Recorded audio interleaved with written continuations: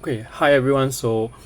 I'm making this second part of the video about my problems with narcissistic abuse channels. Okay, I'm not going to like I'm trying my best to refrain from naming anyone, but I think that the one problem that I just came to realize is because it's been quite a number of years. I think it was like 2013, 2014 since I started my channel, this YouTube channel. And okay, I first used it, as I said, to post videos on like things like my travels.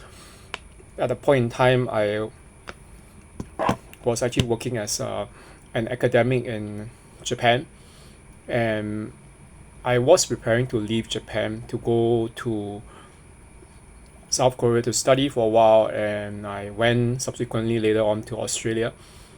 And then as those who have followed me will know, from Australia to back to Singapore because there were some issues that crop up in Australia.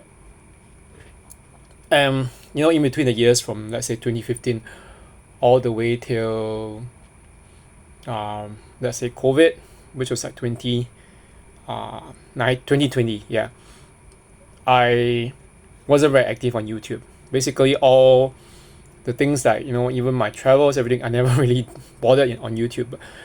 It was only during COVID 2020 when I actually decided I wanted to make this video because it's good to share my story about with others. Okay, about basically about narcissistic abuse or abuse trauma, PTSD. So the thing is this. Okay, I know that a lot of people are not aware of this, but the whole thing about narcissistic abuse syndrome is not actually a diagnosis. And the thing is, the psychiatric and even psychological community have not really communities, yeah, have not really come around to seeing this. But PTSD itself and CPTSD are diagnoses, and I think that it's important to take note of that. So the thing is this, of course, there are certain parallels between the two, but between narcissistic abuse syndrome, which is a kind of like relatively new term, which has not been accepted in the DSM diagnosis, and then as opposed to PTSD, CPTSD, which can be diagnosed and assessed, okay, or like via different tests. And okay, but I have a quite a number of problems from my own perspective with a lot of narcissistic abuse channels, especially here in YouTube. And I'm not going to diss anyone, but I do realize that some problems which started cropping out as I started following more and more of them. And for this reason, I would actually urge most people who are on these channels, everything, don't just accept everyone's opinion just for gospel truth. Okay, I know that some of these channels actually started out with very good intentions to let us know about what narcissistic abuse is, about narcissism, everything. But the problem is that there are a lot of different things with these channels that might actually end up being counterproductive and counter effective in terms of helping people to recover from abuse, trauma, and even narcissistic abuse. Okay, sorry, I'm actually eating I was eating something, yeah, just and then I went so I'm a bit, yeah, the chew now, the food aversion is still there. So I took a long time to just chew my food every time, even into the night.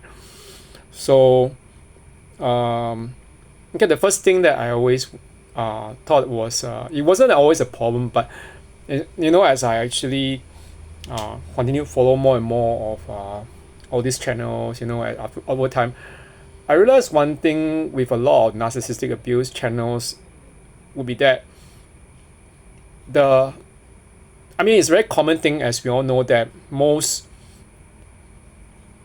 survivors and victims of narcissistic abuse are very angry after they got out of it, or even not just that, but even people who have been abused in general. It's not just narcissistic abuse. Once you have been abused, you feel angry. What are you angry at? You're angry at the abusers. You're angry at the situation. You're angry at maybe even yourself. Okay, and there's a lot of anger. Anger itself, there's nothing wrong with anger. Okay, unlike what our society has taught us, like condition us to think that anger is wrong. There's no right and wrong in anger. It's actually what we do with our anger that is the thing that makes it either a fault, a vibe, or maybe or if not a fault, then at least something, a good thing. Okay, that can be good anger and productive anger. Why do I say that? Okay, because anger itself is a way of your body and your mind trying to process the emotions, and it's trying to protect you from getting hurt. But the problem with all these narcissistic abuse channels, a lot of it, okay, as I realize, is that there is a lot of unprocessed anger. Okay, unprocessed anger. And it's not just one channel, as I realize. I think a lot of this, the problem is not just that, but because the thing is this, some of these channels are actually made by professionals, and I mean the ones by the professionals, those who are in mental health care, like in psychology, clinical psychologists and psychiatrists, would tend to be more professional in that they do not you can't feel any anger, because these people are either because these people have studied, they know it, they have processed, or some of them they have processed it. And when you look at the thing, you realize, oh, okay, these people, they know what they're doing. Okay, so but as I said in a former video, unfortunately, the majority of all these channels are not from the professional perspective. Okay, of those who are helping us to rehabilitate those feelings and the trauma. Instead, they are made from the perspective of very, very angry, unprocessed people. Okay, and we know what anger that is unprocessed can do. Okay, there's this saying that if you don't heal your wounds, your cuts, you're gonna bleed on other people. Okay, you won't bleed onto the narcissists or the abusers.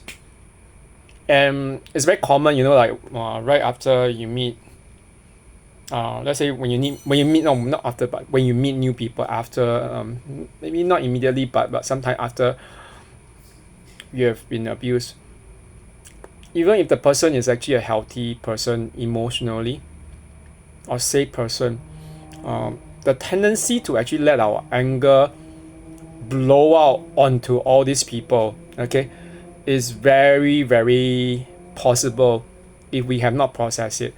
Some people will say that this is kind of it's a very reactive kind of abuse or anger. I said yes, it is, and that's why we can't be doing that, okay, all the time. And I have like I have this model as a person, especially because I grew up in a Christian background, and I'm very, very, very, very clear about it. I don't hide the fact that this is my faith. Okay, in the book of Proverbs, chapter 22, verse 24 to 25, there's one a very exact verse. Okay, I actually told many years ago, even before I had the abuse trauma and before I met the abusers, whom I call the narcissistic groomers.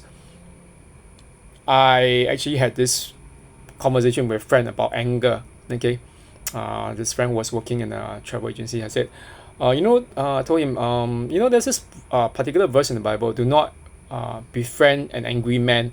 Okay, this doesn't just mean man, it can mean a woman too. Okay, it's a very gender neutral thing. So some translations of the Bible will say an angry person. Okay, but the second part is this: do not befriend an angry man, lest you be ensnared by his ways. So I asked him, what does this mean? Oh, like he said, if you always keep hanging around people who are very, very angry, it's very contagious. It will end up moving onto you, and then it's not like a disease, but you end up picking up those habits and anger, and you take it on other people as well. Yeah, so the problem is this. I found that when I was around this narcissistic abuse channels, I felt a lot of anger all the time. And while anger in itself is nothing wrong with anger itself, okay. When you process it and move on, you tend to be able to handle it better. A lot of these, the content creators are very, very angry. Okay. The anger has not been processed. Okay. How do we know that it's not been processed?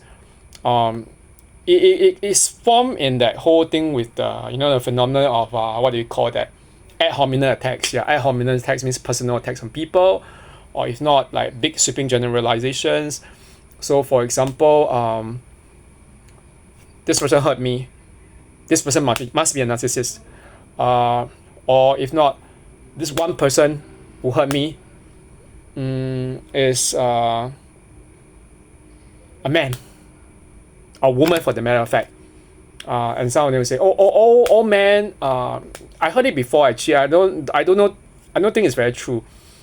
They say all men are narcissists, or most men are narcissists, or most men who are narcissistic are gay or bisexual. Doesn't that mean you homophobic? I don't know, but I think these people need to ask themselves, because in this day and age, we are in the 21st century. We are in the year 2024. Okay, I'm not preaching any message of tolerance, but that the thing is, abuse itself, okay, or abuse trauma, it doesn't discriminate. If you want to just identify any particular group of people, saying that these people are more prone to abuse, fine, okay, but to move on from there to say that therefore another group is the sole group to blame, okay, that is a serious problem, okay, and that shows a lot of anger that's misplaced and misdirected. And I kind of realize this, especially, I don't always join in that many live sessions or people live streams, but I do. I myself I don't do live streams myself, because I find that it's actually a breach of my own privacy. And of course that's one thing, but the thing with the anger that's unprocessed leads to a lot of problems, because I notice this especially with some of the female content creators. Not all, but some. When angered, the next thing is to blame one particular group, and for most of them it's actually men. I noticed this myself. I know like there's one forum that I joined on Facebook for this, and I don't always participate actively, but because I have other stuff to do. So, but I didn't notice one particular woman, female poster, because a lot of this victims of abuse are still predominantly women. Not saying that there are men, there are men who are also abused, whether by women, okay, their female partners, or maybe by their boss, or by their friends, okay, or even in some cases, some men by their gay partners, okay. But quite a number, not a lot, but a lot of these female content creators have become like, I don't know, I don't know how to describe it. It's like, for lack of a better word, they seem possessed by their anger. The anger has taken over them. So so the one thing is, from there they jump onto this whole thing about they say, oh, men are misogynist, whatever. But if you say that men are guilty of misogyny, or some men are whatever, or most men, or certain culture, and then you claim yourself to be a so-called radical feminist or feminist, but aren't you yourself a misandrist? Okay, what do you mean by a misandrist? A man-hater? Okay, you see the whole thing is like one stigmatization of one group of person, which proceeds from anger, leads onto a whole hatred. Okay, and which brings me to the second point. The second problem that I have with narcissistic abuse channels, and I say that we all need to be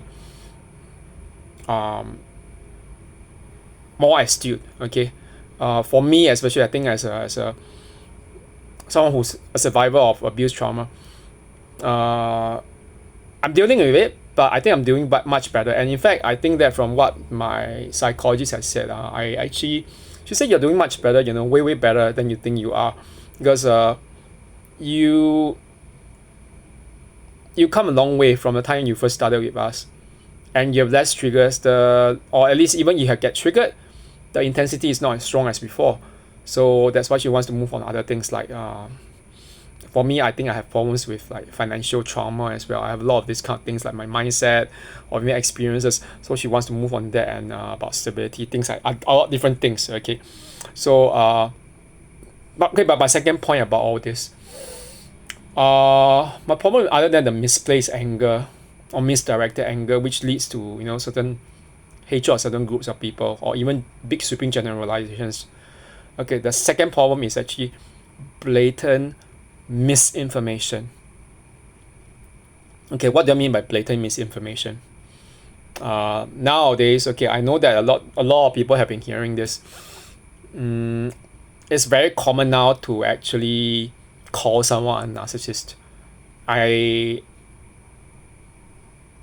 mean, I heard this a lot of times, like saying it's overused. Okay, that obviously even within the community of those who are being abused, abuse survivors, there's a question of whether it's true or false, whether it's really overused, or whether it's actually no, it's actually all information out there is actually information which you just take it as it is. Unfortunately, I think from my point of view, the answer isn't very simple. It's not just a like yes or no. Yes, okay, having some account of all this from like victims and survivors of narcissistic abuse is a good thing, but because all this, I would say most not all, but most of these victims and survivors, I would say that a lot of them do not exactly know how to heal or recover from this. All this healing and recovery requires a lot of counseling, therapy, okay, from people who are trained to help you discover the tools within yourself. Is to contrary to what people think, psychotherapy or counseling,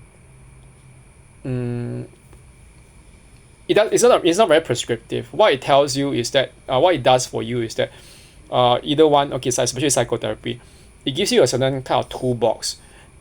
The psychologist should actually be able to give you that toolbox and even subsequently guide you along in using it, so that in other situations where the psychologist is not around, you can also use it on yourself. That applies also to things like people, let's say if you don't want to employ a psychologist, if you employ or engage someone like a life coach, counselor, okay, or or even alternative therapist, okay, the latter which I think I'm very skeptical of, because not so much because I think that not so much because I think these people have ulterior motives, because I believe most of them actually probably believe in what they are doing, but because I think that there's very little evidence-based science behind it, okay, or sometimes even results to back it up.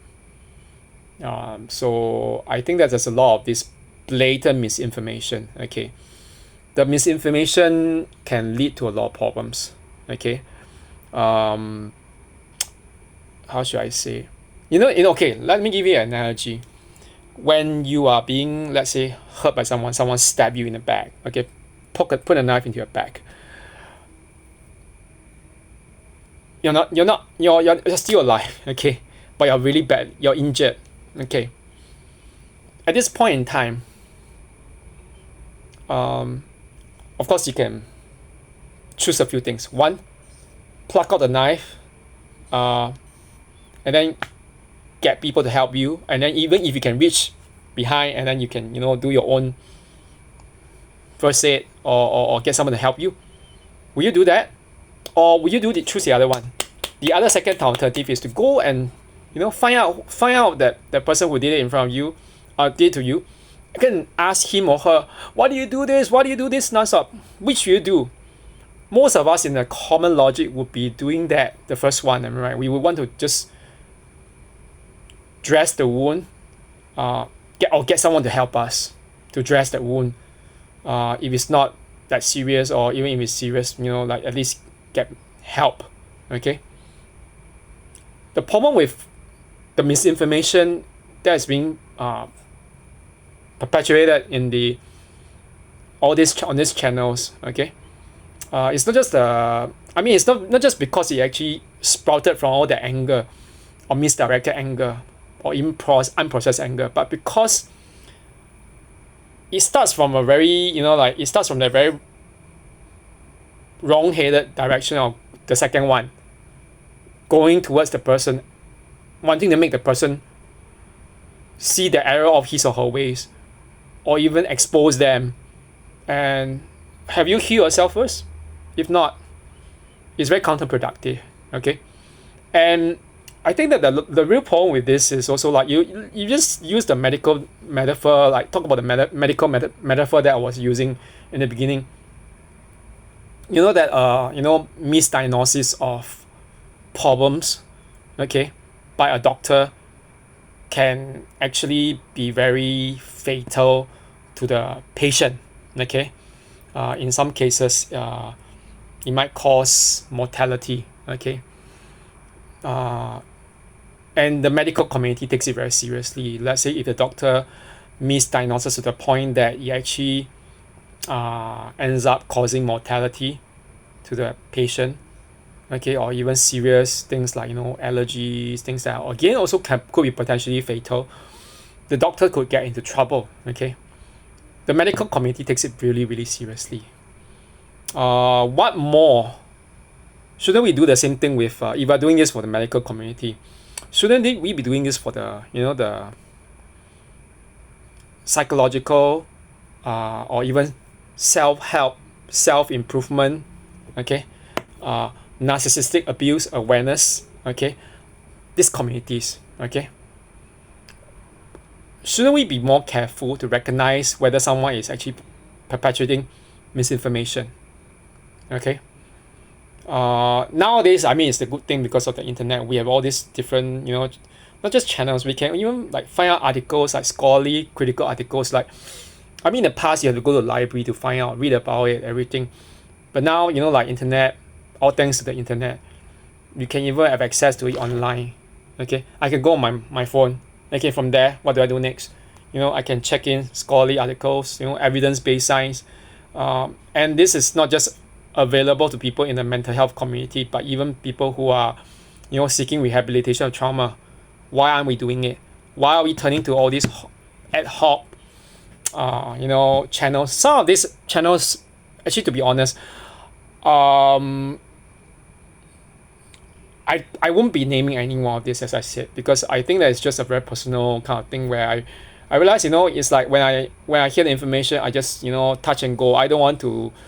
Sometimes I like sit in for a while and it's like, okay, this sounds okay, this doesn't sound okay. But the problem is this: there's a lot of these cases where I find there's a lot of misinformation because years ago I knew kind of more or less knew that there was something that I had to struggle with, and like when I was I was in recovery, I was like clinically kind of anxious or depressed, and there were quite a few occasions, like not occasions, but like there was a period in my life, I was saying in 2018, about 2 or 3 years after the grooming and the so-called narcissistic abuse and the abuse trauma, that when I thought that I was on the brink of hurting myself and unaliving. I had thoughts of unaliving myself. Okay, and obviously that was when the counselor came in. Obviously from my friend who was a social worker, got a from so he was my friend from high school. Got people in his center everything to help me, and of course to call in on me everything. It didn't really fully the whole thing, but I was also incorporating other methods in alternative therapy, like Melanie Tony Evans, quantum healing, freedom healing. But that just when you thought that you are recovered, all of a sudden 2020, boom, okay, at the end of the year in 2020, you see something, you get triggered again. You realize that a lot of this thing, that the online community of narcissistic abuse channels, a lot of them give you a lot of misinformation. Okay, how else does this misinformation play out other than the whole inability to so-called assess a situation for you? Because all these people are not trained. Okay, a majority of them, they have no background in psychology or psychiatry. Okay, so they can, or even social counseling, psychology counseling, psychological counseling. They have no ability. They can just say, oh, this is this, but these are not good methods for you to deal with your trauma. If you give someone the wrong medicine, you could hurt the person. But what about giving them the wrong advice, the wrong methods to rehabilitate trauma? This can even work out that way. And I think the worst thing was when I went to all these forums. I realized this myself. That's why I have been steadily unfollowing a lot of these forums, especially during the year 2019. And then I went back again on COVID during the year of 2020. Yeah, because of everyone's at home. We were isolated and we didn't have a choice. When we were in the lock-ins and everything. But now I'm getting a little bit more skeptical again, because I realized that when I went onto this channel, if I really try very hard to participate, sometimes I get very triggered. Okay, my memories, my flashbacks, all this leads to me feeling anxious and unhappy again, and sometimes even angry. And as I said, unprocessed anger, unhealed anger is not only not healthy for you, it hurts many other people around you. Okay, family, friends, new people you might meet who are healthy. Okay, and don't go around saying that all people, new people, everyone is a narcissist. This is a really big lie. Okay, a lot of these channels tell you this comes from a position of anger that's not processed, and it's misinformation. Okay, and I kind of realized this when I was reading Melanie Tonia Evans' book. She said something once. She said in the book, you can thrive after narcissistic abuse. It's actually in the psychology section of the library. Okay, I bought the book, but I mean, there are different takes on it, and surprisingly that it wasn't really rejected by psychologists, although she wasn't really certified in that aspect. But I think there's a reason why. Okay, because a lot of what the methodology that she uses is linked to inner child work. I think also was it my mirror work? Yeah, there's quite a few, like it does remind me of the method that was used in inner child work, and even family systems. Yeah, family systems therapy. But that's another topic altogether. And when I'm actually more well read and research in this, probably I'll talk a little bit more about that. But yeah, the misinformation is very blatant, and I think that actually can hurt people. Okay, and so now that I've said this, what do we do about all these channels? Okay, I'm not asking you all to unsubscribe, because I mean, obviously the fact that people who have seen my channel, my video here, will know that I'm actually I don't devote a lot of my content all just to narcissistic abuse, mental health, whatever. It's just one part of my YouTube channel. But I really recommend that when you watch all this, take it with a pinch of salt. If you find that the person is really angry, they haven't processed their anger yet, just be careful, because that kind of anger can be very detrimental to your own healing. The fact that you're actually watching all this, including my video, it means that you are looking for a way to deal with your own emotions, everything. And I mean, my perspective is definitely not from the clinician's perspective. It's from a survivor's perspective on abuse trauma. But I don't recommend sticking around or hanging around angry people, because it's very contagious. Yeah, it's very contagious. I realized that myself. If you start blaming other people, you don't take the attention to work on yourself. You keep on doing this, and you can't say that this is actually a way of informing people just by when you're always so angry, because in a state of anger, you don't necessarily actually say the right things. Okay, you don't do the right things actually to begin with. You are very flustered, and that's why actually I think a lot of abuse, especially when the abuse trauma, when it spills over into the legal system, this is actually something very sad, but it's true. Like, you think about it, why is it that when we go into the courts, for legal courts, for for abuse, why is it all those abusers, the ones whom some people would say are narcissistic, or possibly are narcissistic, why is it they seem to get away with everything? Like, like, they get custody of the child, they get alimony rights, regardless of their gender, whether they're male or female. And why is it that why are they winning, in a sense, legally? I mean, on the surface. You know why?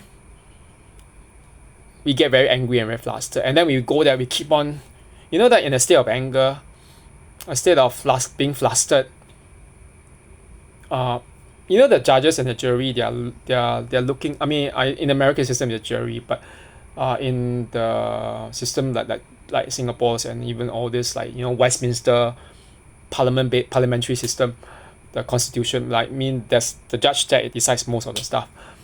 When they look at you and they see, oh, this alleged victim, he or she is so angry, so flustered, that this actually, the emotionality of our behavior, the anger that's not processed, okay, that's not dealt with, it brings down the notch of our credibility, okay, as a witness. Unfortunately, that's one thing. And then you have all the the narcissists and the abusers.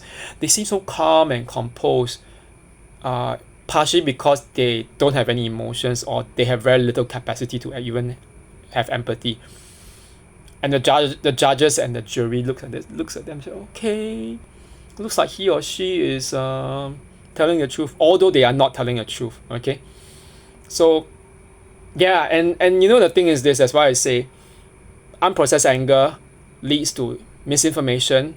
Okay, misinformation itself leads to the wrong actions, the wrong strategies.